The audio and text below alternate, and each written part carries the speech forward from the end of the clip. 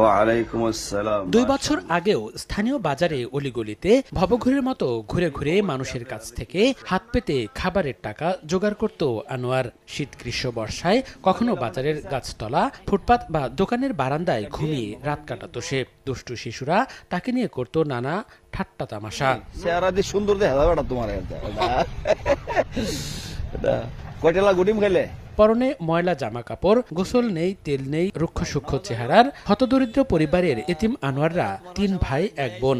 গ্রামের বসতভিটা ছাড়া তেমন কোনো সহায় সম্পদ নেই। অনেকটা অবহেলা, অনাদরে মানসিক ভারসাম্য হারিয়ে বুদ্ধি প্রতিবন্ধী হয়ে যায়। পরে সে বাড়ি ছেড়ে চলে আসে স্থানীয় বাজারে।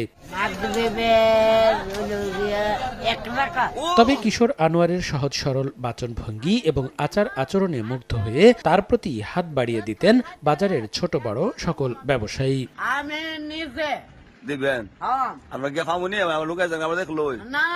এমতাবস্থায় স্থানীয় এক মাদ্রাসার কারি আব্দুল কুদ্দুস তাকে নিয়ে আসেন তার মাদ্রাসায়। নতুন জামা কাপড় কিনে দিয়ে মাদ্রাসায় তার থাকা খাওয়ার ব্যবস্থা করে দেন। পরিচর্যা আর স্নেহ মমতা পেয়ে মানসিক অবস্থার অনেকটা উন্নতি হয়। ক্রমান্বয়ে বদলে যায় তার জীবন আচরণ।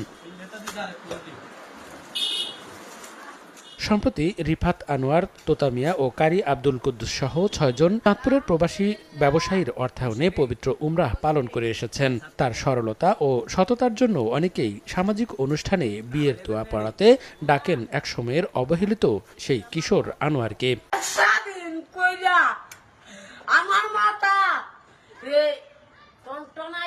তবে তার মুখের জড়তা ও আড়ষ্টতার কারণে এখনো সে স্পষ্টভাবে খুব বেশি বাক্য বলতে পারে না। অতি সম্প্রতি তার প্রশ্নোত্তরের ভিডিও সামাজিক যোগাযোগ মাধ্যমে কয়েক মিলিয়ন ভিউ হয়েছে। অনেকেই আসেন তার সঙ্গে কথা বলতে।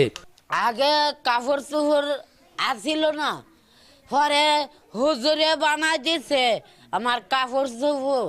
আগে ইতে করতাম, ছাগলা মাঝি করতাম। অনেক হুজুরে দেখছে, হুজুরে আনছে আমারে। আনোয়ার মামা দেখতেছি বাজারের মধ্যে তার যে কাপড় সফরের অবস্থা চাওয়া জানা, কিন্তু ছেলেটা খুব ভালো, সরল সোজা মানুষ, তার মনটা খুব ফ্রেশ। তো মানুষ কাছে 10 টাকা 5 টাকা, তো সবাই গিয়ে পাওয়া ধরে এইগুলো খুব তারা খুব করে আর কি, অবহেলা করে। অনেকে দেয়, অনেকে দেয় না। তো সবার কাছে টাকা সময় তাকেও না, তখন বিরক্ত বোধ করে। তো চিন্তা করলাম দেওয়া সহায় মানুষের যদি সহায়তা করে আল্লাহ তারা তাকে মহব্বত করেন। এই তার মাও নাই, এই বাবাও নাই, কিন্তু 2 ভাই আছে আলহামদুলিল্লাহ। এক ভাই আগে দুনিয়া ছিল, মারা গেছে। তো তাকে নিয়ে আসলাম। এখন আসার পর আলহামদুলিল্লাহ এই আমার সাথে আছে, তারা চলাফেরা খাওয়া দাওয়া সবকিছু আলহামদুলিল্লাহ আমার সাথে করতেছেন, এবং রাত্রে আমার সাথে আলহামদুলিল্লাহ আমাদের সাথে অবস্থা এখন খুব, ওখানে আলহামদুলিল্লাহ খুব ভালো আছে। তো তার জন্য দেশবাসী সবাই দোয়া করবেন।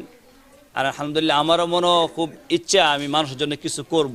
আলহামদুলিল্লাহ আল্লাহ তাআলা আমাদের করাইতেছেন, যেমন নিয়ত করতেছি, চেষ্টা করতেছি, আল্লাহ তাআলা আমাদের করাইতেছেন।